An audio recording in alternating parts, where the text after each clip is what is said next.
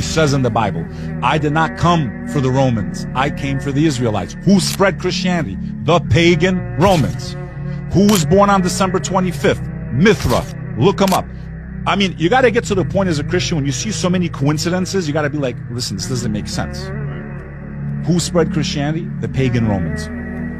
What day did they worship? Who did they worship? They worshiped the ancient Roman sun god named Mithra. Mithra was born on December 25th. Very similar story to Jesus' death and resurrection, by the way. Do you find that to be a coincidence, Sean? The people that spread Christianity believed in a sun god born on December 25th. Look it up, I dare you to. So, when do we get to this point? We know that the first followers of Christ were hunted down and massacred. We know that the first followers of Christ were called the Ebionites. They were the Israelites who accepted Jesus Christ as the Messiah, but they didn't believe he was God. They basically had the Islamic interpretation. Yes, he was sent by God to guide us back to the true path. He wasn't here for us to worship him. He prayed like we pray. Matthew chapter 26.